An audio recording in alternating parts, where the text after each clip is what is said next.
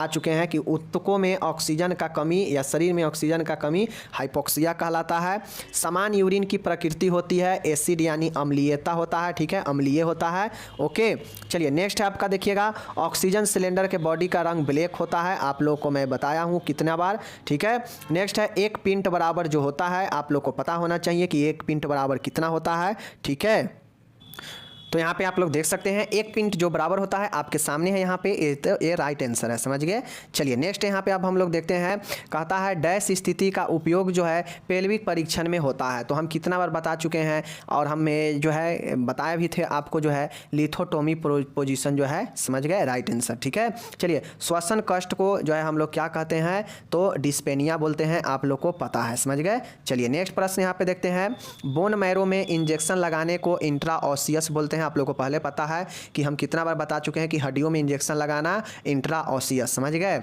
सावधानी पूर्वक हाथ की सफाई से संक्रमण कम होता है, समझ गए ना, संक्रमण या जो जीवाणु होता है वो कम होता है, समझ गए। चलिए नेक्स्ट है, देखिए 8 बूंद जो मूत्र होता है इसका इस्तेमाल जो है बेनेडिक्ट सॉल्यूशन में मिलाकर चीनी के जांच में किया जाता है, 8 बूंद राइट आंसर। ओके, चलिए कुछ समय के लिए सांस रुक जाना एपनिया होता है। एपनिया मतलब क्या होता है, श्वसन की अनुपस्थित, समझ गए। ये सब तो हम करा चुके हैं। तो देखिए इस 10 में जो है, इस 10 में मैंने 9 क्वेश्चन ऐसा है जो सीधा सीधा हमारे ही फिलअप में से है, समझ गए। चलिए एक क्वेश्चन जो 1 पिंट वाला है वो क्वेश्चन हमने नहीं कराया था, जो नहीं कराया हम सीधा बोलते हैं कि हमने नहीं कराया है, ठीक है। चलिए नेक्स्ट एक के बाद देखिएगा यहाँ पे, अब यहाँ पे ये डिफिनीसन है, डिफिनीसन पूछा गया था, फर्स्ट एड, बेड सोर, बिस्तरी घाव, हिमेचूरिया, मूत्र अल्पता, इंसोमनिया, हाइपरटेंशन, खपची, फ्रैक्चर, तो जो हमारे लोग देख परिश्रवण, ठीक है, और एक है एंटीसेप्सिस। तो जो हमारे परिभाषा वाले वीडियो को अभी जो करा रहे हैं देख कर गए होंगे,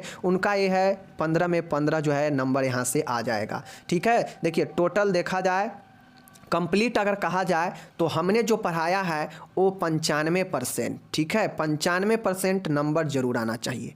95 मान गए, 5% अगर इधर उधर से क्वेश्चन थोड़ा घुमा के पूछा है तो स्टूडेंट को मान गए गड़बड़ा जाएगा, लेकिन 95% तो जो है एकदम आना चाहिए नंबर। जितना मैं पढ़ाया है उसी के अंदर से टोटल सब्जेक्टिव ऑब्जेक्टिव है, ठीक है। True and false, true and false को बताना है। कहता है a narrow bandage should be use to make a no reef, कहता है रिफ गांठ बनाने के लिए एक संकरी पट्टी का उपयोग किया जाना चाहिए। तो माय डियर यह भी बिल्कुल सही है, चाहे यहाँ पे नैरो बैंडेज हो या यहाँ पे फोल्डिंग बैंडेज हो, ठीक है, फोल्डेड नैरो हो, यह बात वही होता है। अगर नैरो के जगह पर फोल्डेड रहता तो बात वही होता है, और नैरो का भी मतलब घुमावदार ही होता है, समझ गए। तो इस चीज़ को ध्यान में आपको रखना है, यह सही है, ठीक है। आगे चलिए, आगे है यहाँ पे देख लीजिए, कहता है कि माउथ टू माउथ रिस्पायरेशन जो है वेस्ट मेथड है आर्टिफिशियल रिस्पायरेशन का। तो कहता है हम अपने मुंह से किसी ऐसे व्यक्ति जो बेहोश पड़ा है, हाँ, तो हम उसको अपने मुंह से उसके मुंह में फूंक मारते हैं, श्वसन देते हैं, तो वह एक कृत्रिम श्वसन की अच्छी विधि है। तो यह बिल्कुल सही है। अगर नींद पड़ता है फर्स्ट एड में यह काम होता है कि अगर देखते हैं कोई घायल व्यक्ति है, उसका श्वसन बंद हो चुका है, तो हम अपने मुंह से उसके मुंह को क्या करते हैं, फूंक मारते हैं, और यह फूंक क्या करता है, उसको आर्टिफिशियल काम करता है कृत्रिम रूप से। तो यह mouth to mouth respiration based method है आर्टिफिशियल रिस्पायरेशन का। ओके, तो ये सही हो जाएगा, फॉल्स हो जाएगा, सॉरी ट्रू होगा, समझ गए। कहता है abdominal binder is use to apply pressure on the breast, ये गलत हो जाएगा। देखिए एब्डोमिनल बिंडर का मतलब होता है कि देखते होइएगा आप लोग कि लोग जो है सर्जरी के बाद स्पाइनल पेन होने पर, ठीक है, या फिर बहुत सारे जो है इंसिजन चीरा लगने के बाद, ऑपरेशन के बाद दर्द उर्द पर, स्पाइनल पर प्रेशर कम करने के लिए यह जो है पेट पर एक बेल्ट दिया जाता है, पेट पर एक बेल्ट लगा दिया जाता है, वही एब्डोमिनल बिंडर होता है, ठीक है, जिसका उपयोग हम लोग दर्द में करते हैं, स्पाइनल से सहारा देने में करते हैं, ठीक है, इंसिजन में करते हैं, चीरा लगता है उसके बाद करते हैं आराम के लिए। तो इसका उपयोग ये सब है, ना कि ब्रेस्ट पर प्रेशर देने के लिए। तो ये गलत हो जाएगा, ठीक है। आगे है इंजेक्शन द्वारा औषधि देते समय कभी भी खाली सुई न लगाए, बिल्कुल सही है। इंजेक्शन द्वारा, सॉरी हाँ ये सही होगा, कभी भी never inject air oiling giving drug bye injection, कहता है कभी भी जो इंजेक्शन है, जो सिरिंज है, उसमें बबल एयर नहीं होनी चाहिए। आप लोग देखते होइएगा कि इन सिरिंज में हम जब दवाई को लोड करते हैं तो उसको बबल फ्री करते हैं, मतलब उसमें से एयर प्रेशर को निकाल देते हैं हल्का दवाई ऊपर करके, ठीक है, पिस्टन को धकेल कर उसको एयर फ्री कर देते हैं, ताकि वो एयर बॉडी में जाएगा तो बॉडी के लिए हार्मफुल होता है, ठीक है, इसलिए हम एयर को रिलीज कर देते हैं। तो वही कहता है कि इंजेक्शन द्वारा औषधि देते समय कभी भी खाली सुई नहीं लगाना चाहिए, क्योंकि खाली सुई में बबल होता है, हवा होता है, और वह हवा अंदर जाके समस्या उत्पन्न कर सकता है, इसलिए खाली सुई नहीं लगाना चाहिए। बात सही है, ठीक है। औषधि विज्ञान यानी फार्मेकोलॉजी जो है जीवित जीवों पर, मतलब मनुष्य पर या किसी जीवित व्यक्ति या जीवित किसी पर औषधियों के प्रभाव का अध्ययन करता है। तो फार्मेकोलॉजी में प्रभाव का भी अध्ययन करता है और दुष्प्रभाव का भी अध्ययन करता है, यह दोनों चीज़ों का अध्ययन करता है। अगर दवाई है किसी को हम देंगे तो उसका क्या प्रभाव पड़ा है, अगर दवाई देंगे उस पर क्या साइड इफ़ेक्ट आया है, साइड इफ़ेक्ट का भी पता करता है। तो फार्मेकोलॉजी में इसका अध्ययन किया जाता है, तो ये भी सही है, ठीक है। आगे है heat regulation centre is hypothalamus. हमारे ब्रेन में जो ताप का नियंत्रण होता है वह हाइपोथैलेमस के द्वारा ही होता है, ठीक है। तो यह भी हमारा राइट हो जाएगा, सही होगा, ठीक है। ये तो 10वां से ही पढ़ते आ रहे हैं। कहता है राइजर हैज 4 स्टेजेज। देखिए राइजर जो होता है, राइजर मोर्टिस जो होता है, व्यक्ति का जब डेथ होता है तो व्यक्ति का जो कठोरता होता है, बॉडी का जो कठोरता होता, देखते होइएगा जब कोई व्यक्ति डेथ करता है तो धीरे धीरे उसका बॉडी कठोर होने लगता है, टाइट होने लगता है, और उससे टाइट होने को हम लोग राइजर मोर्टिस कहते हैं। इसका अवस्था मेनली 4 अवस्था होता है, और ऐसे कहेगा तो कुल 6 अवस्था होता है, समझ गए। लेकिन यहाँ पे 4 चरण दिया है तो यह भी सही होगा, क्योंकि मेनली रूप से 4 चरण होता है, ठीक है। आगे है, कहता है माय डियर सांस लेने में कठिनाई को निगरण कष्ट के रूप में जाना जाता है। मतलब कहता है difficult in breathing is known as dysphagia. निगलने में कष्ट को हम लोग क्या सांस में कठिनाई से जानेंगे? नहीं, निगलने में जब कट होता है तो उसे डिस्फेजिया कहते हैं, ठीक है। लेकिन सांस में कठिनाई होता है तो उसे डिस्पोनिया कहेंगे। तो यहाँ पे तो डिस्पोनिया है नहीं, डिस्फेजिया है, तो ये हो जाएगा गलत, ठीक है। कहता है communicable disease is the infectious process transmitted from one two another person. बिल्कुल सही हो जाएगा ये। संचारी रोग, कम्युनिकेबल रोग एक ऐसा रोग है, एक ऐसा संक्रामक रोग है जो एक से दूसरे व्यक्ति में फैलता है, तो ये सही है, ठीक है। आगे है बीएमडब्ल्यू। मेडिकल में बीएमडब्ल्यू को हम लोग बायोमेडिकल बेस्ड कहते हैं। मेडिकल में हम लोग बीएमडब्ल्यू को क्या कहते हैं? बायोमेडिकल बेस्ड कहते हैं। समझ रहे हैं चीज़ों को। और बायोमेडिकल बेस्ड जो होता है यह रोग पैदा करने वाले जीवों की अनुपस्थिति के रूप में परिभाषित किया गया है। तो बायोमेडिकल वेस्ट जो है देख लीजिए, BMW is defined as the absence of disease causing organism. ये हो जाएगा अपन का गलत, ठीक है। अब क्यों? क्योंकि बीएमडब्ल्यू जो होता है बायोमेडिकल वेस्ट, यह एक प्रकार से जैव, ठीक है, बायोमेडिकल वेस्ट, समझ गए, जैव कचरा, और यह जैव कचरा और यह कचरा जीवों की अनुपस्थिति से कोई लेना देना नहीं है, इसलिए यह बीएमडब्ल्यू गलत हो जाएगा, ठीक है। तो ये हो गया अपन का। यहाँ पे इतना मैंने बता दिया ट्रू फॉल्स, देख लीजिए जिनका जो सही है। अब हमारे पास आखिरी प्रश्न है, 5वां प्रश्न है, देख लीजिए।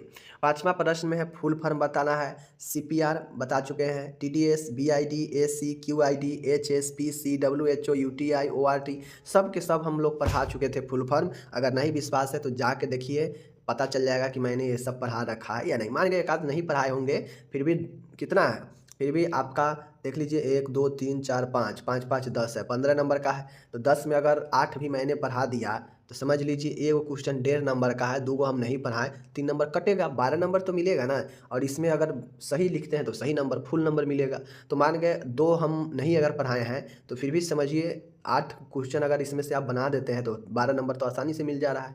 तो इस हिसाब से, लेकिन ऐसा नहीं है कि मैंने बिल्कुल नहीं पढ़ाया है। अब एक आध क्वेश्चन होता है ऐसा जो मान के नहीं है, लेकिन आप लोग ध्यान से अगर पढ़े होइएगा तो 100 में 100% मैंने सब पढ़ा रखा है। नॉलेज आपके अंदर कितना है ये डिपेंड करता है, ठीक है। क्योंकि कोई भी चीज़ का एग्जैक्ट वैल्यू नहीं दिया रहेगा, आपको समझना पड़ेगा कि क्या करना है क्या नहीं, ठीक है। पहला जो 3 है यहाँ पे एमसीक्यू पूछा है, चुनने वाला।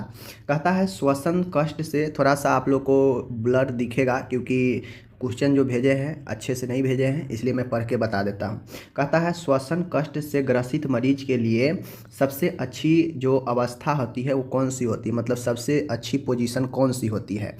कार्डियक पोजीशन, सुपाइन, सिम्स या फाउलर? तो आप लोग को मैं न जाने कितना बार पढ़ा चुका हूँ कि जो फाउलर पोजीशन है, फाउलर पोजीशन जो होता है यह काफ़ी ज़्यादा जो है आपके लिए श्वसन ब्रीदिंग वगैरह के लिए काफ़ी महत्वपूर्ण होता है। कार्डियक होता है हृदय से ग्रसित मरीजों के लिए, ठीक है। वहीं पे बात किया जाए, दूसरा क्वेश्चन है कि नर्सिंग स्टेप्स का जो फर्स्ट स्टेप होता है नर्सिंग प्रोसेस का वह कौन सा होता है। आपको पता है 5 स्टेप होता है। पहला स्टेप होता है आपका असेसमेंट, आकलन, ठीक है। तो ये चीज़ें ध्यान में रखना है, ओके। तो ये चीज़ें हो गया। तीसरा क्वेश्चन पूछ रहा है कि ओटोस्कोप, देखिए ओटोस्कोप, ठीक है। फीटोस्कोप होता है, ओटोस्कोप होता है, ठीक है ना, प्रोक्टोस्कोप होता है। तो ये जो ओटो है यह आपका सुनने से संबंधित, हियरिंग, कान के जो है जांच के लिए, एग्जामिन के लिए उपयोग किया जाता है। तो ऑप्शन नंबर बी ईयर राइट होगा, ओके। अब यहीं पे मैं बात करूँ, देख लीजिए आप लोग, 4 जो है फिल इन द ब्लैंक पूछा है। अब देखिए क्वेश्चन अलग अलग हो सकता है। मान के जो मैंने अभी यहाँ पे ओटोस्कोप बताया, आपसे फिलअप में पूछ देगा कि जो है पूछ देगा कि कान के एग्जामिन किस यंत्र से, डैश यंत्र से किया जाता है, तो ओटोस्कोप, ठीक है, ये है। तो ये चीज़ें हैं। बाकी देखिए फिल इन द ब्लैंक कहता है loss of appetite is termed, यानी भूख की क्षति, भूख न लगना या भूख का कम लगना क्या कहलाता है मेडिकल भाषा में। तो भूख न लगना, लॉस ऑफ एपेटाइट, इसे हम लोग एनोरेक्सिया बोलते हैं। क्या बोलते हैं? एनोरेक्सिया, ठीक है, भूख में हानि, ठीक है। अब कहता है इंट्रामस्कुलर, यानी जो मांस में आईएम जो इंजेक्शन लगाते हैं कितना डिग्री पर, आपको पता होगा मांस वाला डायरेक्ट सीधा लगता है, ठीक है, 90 डिग्री पर। तो ऑप्शन हमारा 90 डिग्री होगा, ठीक है। निगलने में कठिनाई को आपको पता है difficult in swallowing is called dysphagia. Dysphagia जो होता है वह आपका निगलने में कठिनाई को बोलते हैं डिस्फेजिया, ठीक है, याद रखिएगा।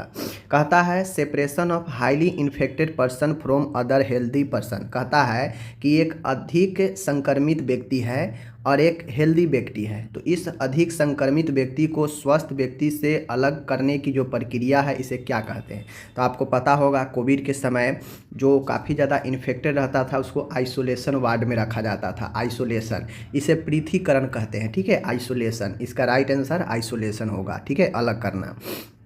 तीसरा क्वेश्चन है वो है 4 यहाँ पे ट्रू फॉल्स, देख लीजिए। अब ट्रू फॉल्स में पूछा है कि cervical collar is use to support the neck. आप लोग देखते होइएगा किसी को गर्दन में पेन होता है, सर्वाइकल जो है प्रॉब्लम होता है, तो उसको डॉक्टर सजेस्ट करते हैं कि आप नेक जो है सर्वाइकल कॉलर ले लीजिए, गर्दन में लगा कर रखना पड़ता है, ठीक है। तो यह नेक को सपोर्ट करता है, बात सही है, ठीक है। कहता है गर्म पानी की बोतल का उपयोग क्या अति ताप के प्रबंध में करेंगे। तो अति ताप का मतलब होता है बहुत ज़्यादा तापमान, और बहुत ज़्यादा तापमान में हम गर्म पानी के बोतल का इस्तेमाल करेंगे, वहाँ पे तो ठंडा पानी का करेंगे, ठीक है, यानी गर्म में गर्म का करेंगे नहीं, तो ये गलत हो जाएगा, ठीक है।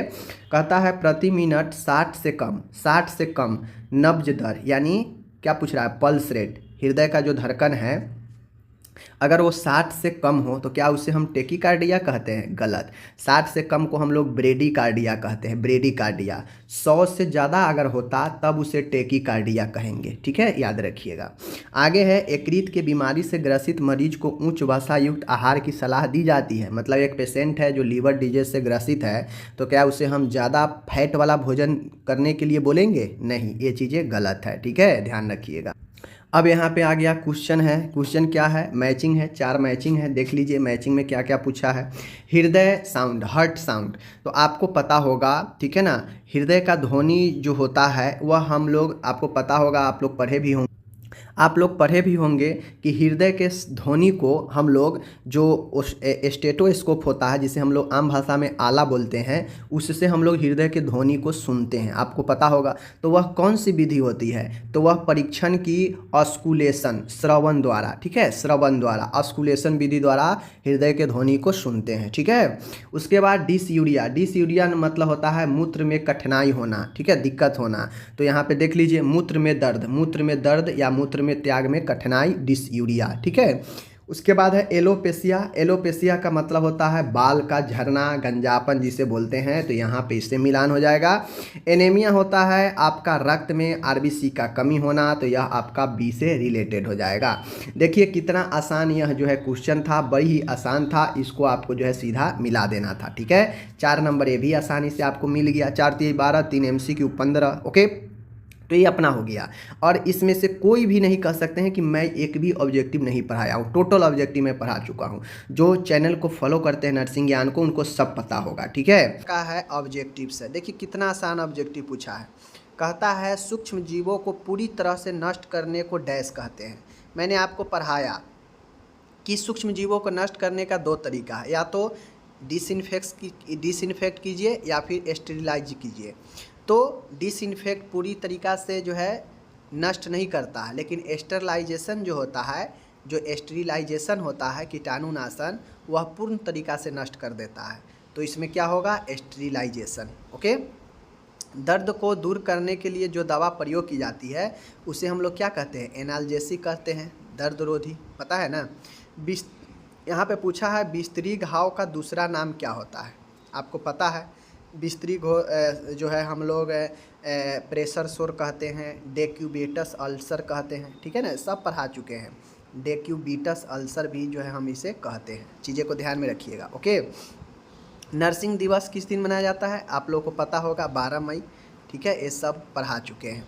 उसके बाद है एनीमा देने के लिए कौन सा पोजीशन का प्रयोग करते हैं।